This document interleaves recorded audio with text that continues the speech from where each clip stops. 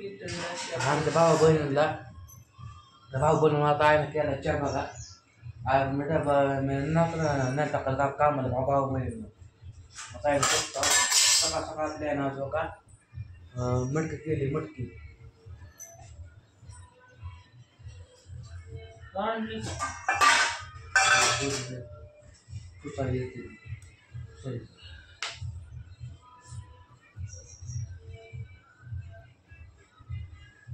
हाय नमस्कार आपल्या भावाला बहिणीला भावा बहिणीनं आपण 8 दिवस काय व्हिडिओ काढलं नसतं का तर कामामुळे आपल्याला वेळच भेटता नाही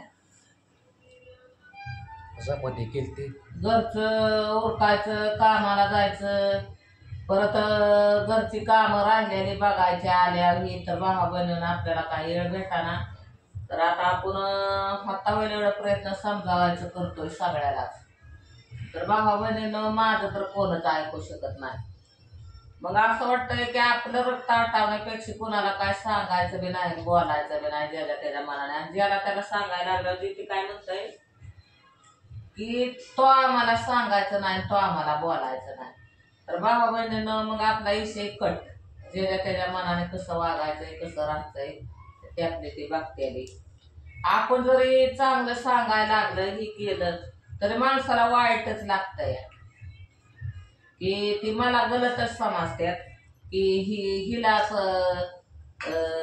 ही वाईट सांगते हिला वाईट वाटतंय तर भावा बहिणीनं मी काय म्हणते कोणाचं बी चांगलं असावं सुखी असावे ते सुखी राहावे पण ह्यांना सुखीत राहावं वाटत नाही त्याला आपण काय करायचं कुठलं करायचं आपण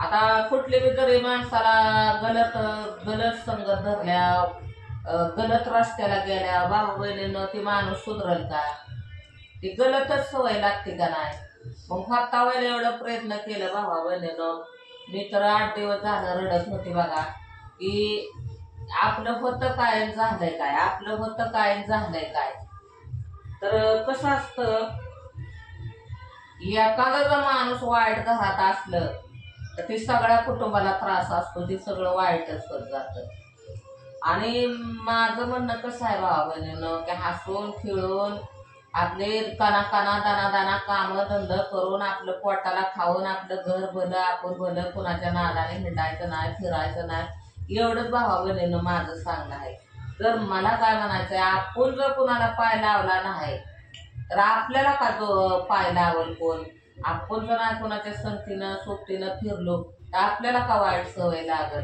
भावा बहिणीनं का एवढंच माझं सांगणं आहे आणि भावा बहिणीनं तुमचं जर तुम्हाला बी मुलं हे असतात तुमचं जर मुलांनी नाही ऐकलं हे झालं तर किती टेन्शन वाढतंय किती डोक्याला त्रास होतोय किती विचार वाढतात तुम्हीच सांगा भावा बहिणीनं तर ती विचार करून करून करून मी तर खंगली पाक आता का आम्ही दोघं बी कामाला जायचो या आता आपल्या इथं घरीदारी तर कोणच नाही तेव्हा का हाय असं सोडून जायचं सगळे भांडं कुंड सगळं बाहेरच पडलं या तर आता तेवढा आवाता मला 8 वाजते तर जाऊ द्या कसं असेल तसं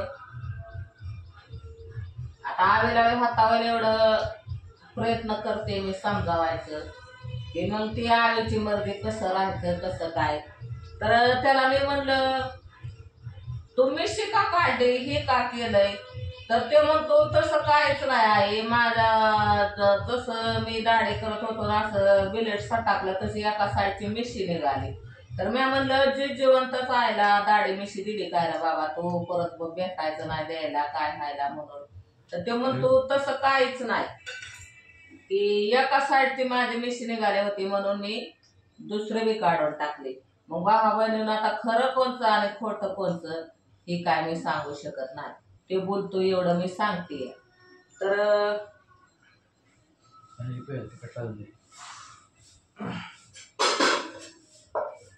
बापा मी काय म्हणून केलंय बेटा पालन कोरत ते म्हणजे खाली पडलं तर राजू बी काय आपला वाईट सांगत नाही राजू बी चांगल्यासाठीच सांगतोय हे करतोय पण ऐकणं काम आपलं आहे तो पण आपला थोरला भाऊ आहे त्याला पण वाटत असेल का ह्याचं वाईट व्हावं किंवा ह्याला काय व्हावं असं कुठल्या भावाला ह्याला वाटत नाही पण ते रागात माणूस बोलतं तर भावा बहिणीनं राजूनं काय केलंय की ह्याने गलत काम केलं, गलत माणसासंग फिरत होता, हे करत होता.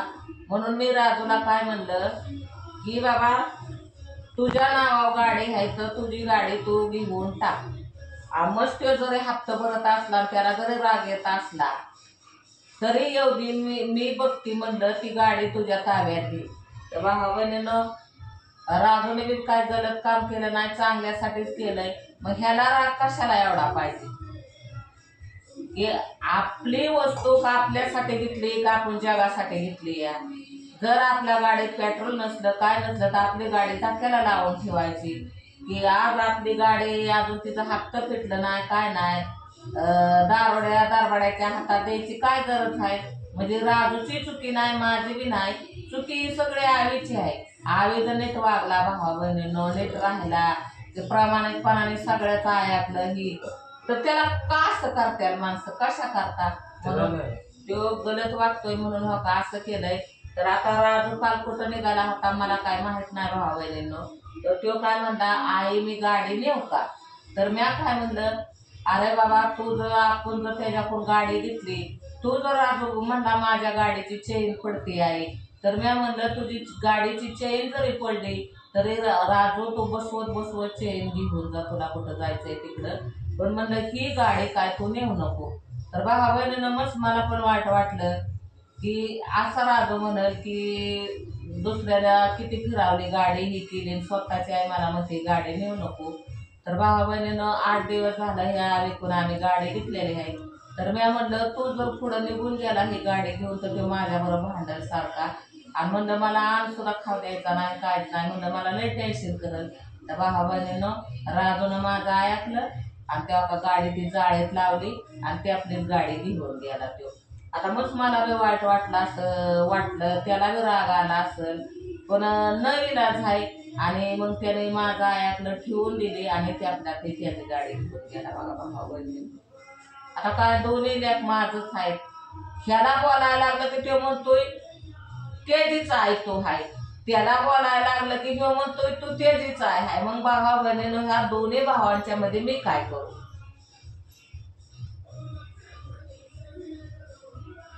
माझं मध्येच हात चालवल्यात त्यांनी.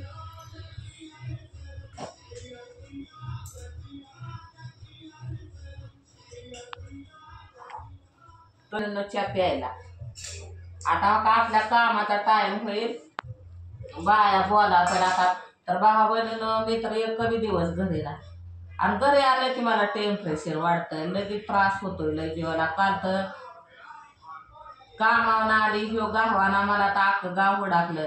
तर भावा बहिणीनं मला काय म्हणायचंय की ह्यो कामाला गेलता आणि मला सांगून नव्हता गेला आणि मी काय त्याला बोलत नव्हते.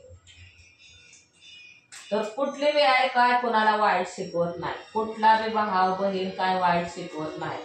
आता बहिणी पण त्यागल्या सांगून मग ह्यांची मर्जी कसं राहायचं कसं वागायचं, की कसा प्रपंच करायचा कसं काय करायचं, ते ज्याची त्याची अक्कल ज्याची त्याची बुद्ध्या चालवायची. भावा बहिणीनं चांगलं कोण सांगत नाही.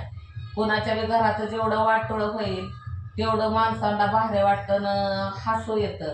तर भावा बहिणीनं माझ्या बी घराचं चांगलं होतं, सगळं भारी होतं, व्यवस्थित होतं, कोण कोणाला बोलत नव्हतं, भांडण नव्हतं, तंडा नव्हतं. पण अलीकडले प्रकरण वाढायला लागल्यात, कुणीच कुणाला ऐकाना. आणि पोरांची लग्न करून दिली की आपल्याला सुख लागल हे होईल. तर काय नाही भावा बहिणीनं, जसं पोरांचं लगीन जर झालंय तसं तर माझ्या जीवाला इतकं दुःख आहे तर मापाच्या बाहेर कोणच कोणाला ऐकाना. आणि आज एवढं मोठं गड्याचं गडी दाढे मिशीचं गडी मी केलं, कुठल्या गलत कामाला नव्हतं की कुठलं व्यसन नव्हतं किंवा कुठलं काय नव्हतं. पण ज्या वेळेस त्यांचे लग्न झाले त्यांच्या अक्षता पडला तशी माझी पोरं बिघडली भावा बहिणी. मग काय त्यांना झालं काय नाही ही मला सांगता येणार नाही, पण माझ्या हाताखाली होती तर चांगलीच होती. तर भावा बहिणीनं तुम्ही काय म्हणताय की तुमच्या पोरांना वळण नाही काय नाही, तर माझं अख्खं गाव सांगायला ना, अख्खं गाव सुद्धा म्हणतंय की तुमची पोरं चांगली होती भारी होती, अलीकडं का अशी झाली, मग का त्यांचं मेंदू बिघडल्या तर काय नाही. हे भावा बहिणींनो त्यांनी त्यांचं सुटार काढायचं. तर याच्या पे आपण पिऊ. च्या